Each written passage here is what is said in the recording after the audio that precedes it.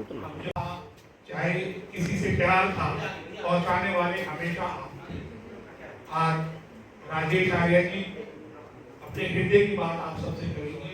हमारे छोटे भाई हैं, आपके भी छोटे भाई हैं। आप तीखे से तीखे सवाल इनसे कर सकते हैं और ये आपसे विनती है, कल जब आप मेरे भाई को लिख के भेजे तो लगना चाहिए कि पहला सपोर्ट हमारे पत्रकार साथियों का है। मैं आप सबका दिल से आभार प्रकट करता हूँ। हमारे साथी हैं विजय किशन भाई जी, हमारे साथ कांग्रेस में ज्वाइन किया है इन्होंने, हमारा पंजाबी समाज, हमारे साथी आज के हमारे विशेष आग्रह राजेश जी की तरफ था। राजेश जी आपके सभी सवालों के जवाब देंगे और हम लोग इनके साथ रहेंगे। कांग्रेस के लिए हम लोग बात कर रहे हैं, पहला हमारा मिशन है कि हम सब कांग्रेस के लिए बात कर रहे हैं। ये बात किसी के विरोध में नहीं है, अपना हक के लिए है। मैं राजेश जी से कहता हूँ आपका आभार प्रकट करें। आप इतने गणमान्य लोग हमारे सामने बैठे हैं जिनके साथ हम लोग ने 30-30 साल से काम किया है। ये हमारे लिए बहुत गर्व का क्षण है और हम लोग भावुक भी हैं कि आप हमारे आग्रह पर यहाँ आए और आपने हमारे साथ जो छोटा मोटा लंगर हमसे हो सका उसको खाने की कृपा की। धन्यवाद। आपके हमारे साथी आगे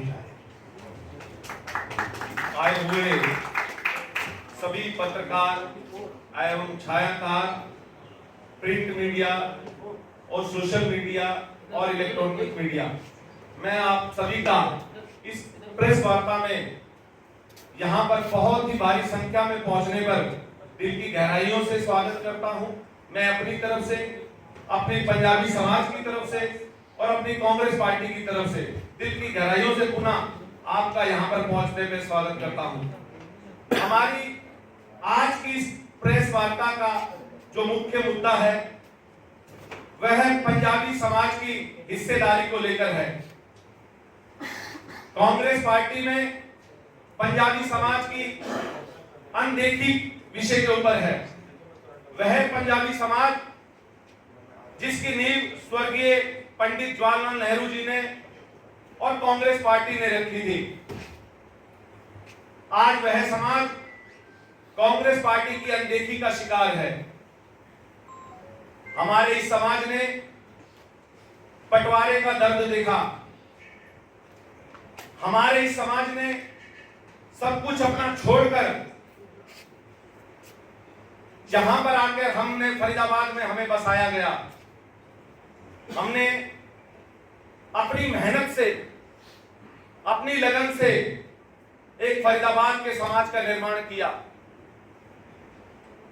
भाइयों, हमारे समाज ने हर समाज के साथ समन्वय बनवा के रखा, पर अगर कहीं हिस्सेदारी की बात आती है तो हमारे समाज की हमेशा अनदेखी की जाती है। हमारे समाज ने एक शिक्षित समाज है जिसने अपनी मेहनत, अपनी लगन से समाज का निर्माण किया और कभी किसी के आगे हाथ नहीं फैलाए, ना ही कभी कोई आरक्षण की मांग करी। आज उसी का परिणाम है, उन्हीं के प्रयासों का, उन्हीं की मेहनत का फल है कि फरीदाबाद इस शहर के अंदर लगभग 75-80% उद्योग व्यापार हमारे समाज के हैं। हमारे समाज के लोगों ने समाज के अंदर रोजगार उत्पन्न करवाए और बहुत ही देश की अर्थव्यवस्था में अपना योगदान दिया। पंजाबी को जगाएंगे, जो हमारी पार्टी से नाराज है उसको बनाने का पूरा भरसक प्रयास करेंगे, क्योंकि कांग्रेस पार्टी ने ही हमारे समाज का विकास किया है। हमें कहने में कोई गुरेज नहीं है। इस हरियाणा सरकार में 7 मंत्री पंजाबी समाज के रहे हैं और कांग्रेस की ही सरकारें थी, पर आज जिस कारण से पंजाबी समाज कांग्रेस पार्टी से दूरी बनाया हुआ है, हमारा कार्यकर्ता होने के रूप में एक ही मकसद है, एक पंजाबी समाज के उस नाराज व्यक्ति को, अपनी छोर तक के व्यक्ति को अपनी पार्टी के साथ जोड़ेंगे, क्योंकि कांग्रेस पार्टी ने हमें बहुत कुछ दिया है। हमें दशहरा मैदान से लेकर पंजाबी धर्मशाला तक हमें कांग्रेस कार्यकाल में चौधरी पूर्व मुख्यमंत्री चौधरी भूपेंद्र सिंह हुड्डा जी के कार्यकाल में हमें मिली थी। कहने को तो बीजेपी सरकार में आज जो मुख्यमंत्री है वो पंजाबी समाज से है, पर उन्होंने अपने नाम के पीछे से ही पंजाबी शब्द को हटा दिया है और 9 साल के कार्यकाल में पंजाबी समुदाय के लिए किसी भी तरह की कोई योजना उन्होंने नहीं दी है। ये उनके झूठ का मखौटा हम अपनी कांग्रेस पार्टी के कार्यकाल में हुए विकास कार्य जो चौधरी भूपेंद्र सिंह हुड्डा जी के द्वारा हुए थे, उन कार्यकालों को हम जन जन तक पहुंचा के आखिरी छोर तक अपने समाज के हर एक उस व्यक्ति को जोड़ेंगे जो हमसे नाराज बैठा हुआ है। फरीदाबाद लोकसभा क्षेत्र, हर विधानसभा क्षेत्र के अंदर पंजाबी समाज की भागीदारी है और जब तक इस समाज की हिस्सेदारी को हम निश्चित नहीं कर देते तब तक हमारा लोकसभा चुनाव और 9 विधानसभा चुनाव को जीतना बहुत ही मुश्किल है, क्योंकि समाज में सभी हम किसी से किसी का हक नहीं मांग रहे हैं, हम सिर्फ अपना हक मांग रहे हैं और यह हमारे सबका एक दायित्व बनता है कि समाज में सबको सबकी बराबर की हिस्सेदारी जरूर होनी चाहिए। हमारे सम्मानित समाज के व्यक्ति हमें जब ये कहते हैं कि आपके समाज ने हमें खाना पहनना सिखाया, तो हमें बहुत गर्व महसूस होता है। जब हम समाज के इस छोर तक सब लोगों के साथ जुड़े हुए हैं, कहीं हिस्सेदारी की जब बात आती है और हमारे साथ इस तरीके का सौदेगा व्यवहार किया जाता है, तो हमें बहुत ही महसूस होता है। पार्टी का कार्यकर्ता होने के नाते हम चाहते हैं कि हम अपनी पार्टी का एक एक वोट ना खराब करके अपने समाज को पार्टी के साथ जोड़ करके ये हम अंतिम छोर तक हमारा प्रयास रहेगा। और इस कड़ी में हम चौधरी भूपेंद्र सिंह हुड्डा जी पूर्व मुख्यमंत्री, हमें पता है वे 36 बिरादरी के नेता हैं, सर्वधर्म समाज की बात करते हैं। उनके कार्यकाल में हरियाणा नंबर 1 था, क्योंकि उन्होंने अपनी दूरदृष्टि से सभी 36 बिरादरी का सम्मान किया था, सबकी हिस्सेदारी उन्होंने सुनिश्चित की थी। हम उनके पास अपनी इस पीड़ा, अपने इस दर्द को बयान करेंगे और उनके समक्ष रखेंगे और हमारे पूर्व मंत्री चौधरी करण सिंह दलाल जी, हम उनके समक्ष भी इस दर्द और पीड़ा को रखेंगे।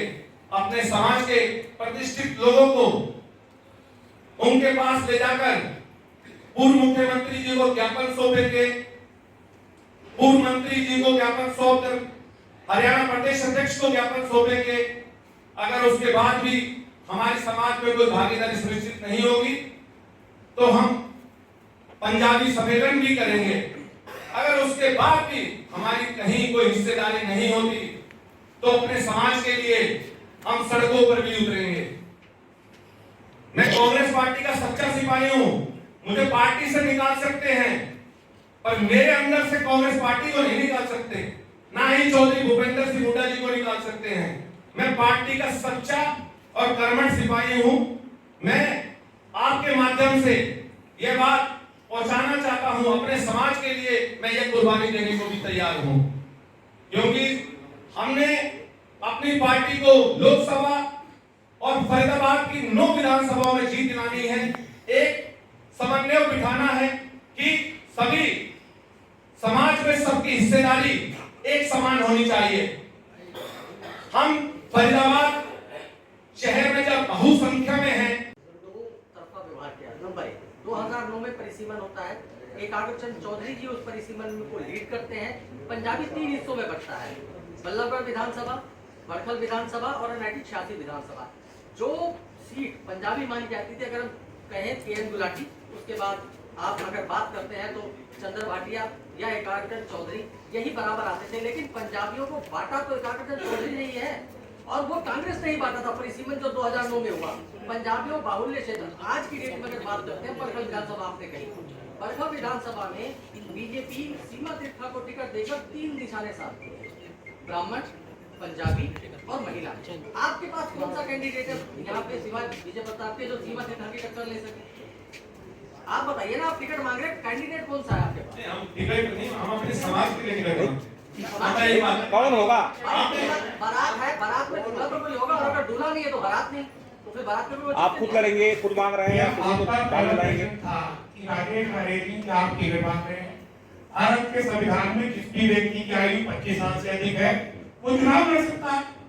राजेश जी ने जवाब दिया आपकी बात का कि कोई भी पंजाबी जिसे कांग्रेस पार्टी टिकट देती है, ये सारा समाज उसके साथ होगा। अनीश पाल जी, पार्टी हारने के लिए तो टिकट नहीं देगी ना। मुझे कैंडिडेट तो सुझाओ कि आपने एक बारात तैयार करी, दूल्हा है आपके पास तो बारात का औचित्य है, अगर दूल्हा नहीं तो बारात का औचित्य नहीं। सीमा त्रिखा के सामने मजबूत पंजाबी कैंडिडेट कौन सा है आपके पास?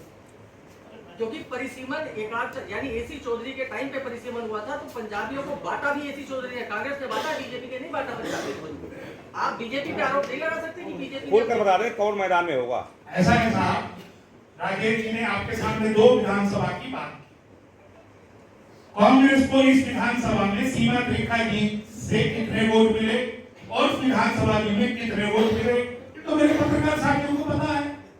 इसमें क्या हुआ? लेकिन पंजाबी कैंडिडेट नहीं था कांग्रेस का वो, जिसके खिलाफ वोट मिले, वो पंजाबी कैंडिडेट नहीं है। अगर विजय प्रताप को अगर कांग्रेस से हटा दिया जाता है तो सीमा त्रिखा की टक्कर में आपके पास कैंडिडेट कौन सा है? सवाल तो यहाँ अड़ता है।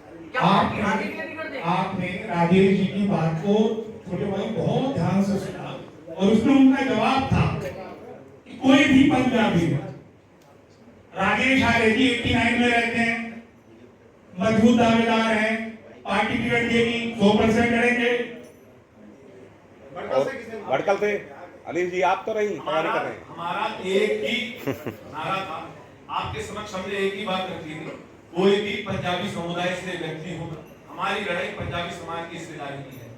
मजबूत कोई नहीं होता है। अगर पार्टी सही टिकट का वितरण करेगी, पार्टी सही वितरण का टिकट करेगी तो 9 की 9 विधानसभा जीत के दिखाएंगे। ऐसा नहीं है कि पंजाबी समाज का बहुसंख्यक क्षेत्र भड़कल और एक है, बल्लभगढ़ में भी हमारी हिस्सेदारी है, एनआईटी में है, पलवल में है, तो मंत्री जाट होगा या पंजाबी होगा? ये आगे हाईकमान तय करेगा इसका। हम कहते हैं पहले चुनाव तो लड़े, पहले विधायक तो है, आप विधानसभा मांग रहे हो तो पंजाबी तो मुख्यमंत्री भी पंजाबी होना। पहले विधानसभा तो ये तो बात की बात है। बड़का में किसको दे रहे हो टिकट? जो भी पंजाबी समाज का जो हमारा हाईकमान जिसे देखेगा, इसके लिए हम तो टिकट की मांग करते हैं। हमारी सिर्फ एक ही मांग है, पंजाबी समुदाय की हिस्सेदारी।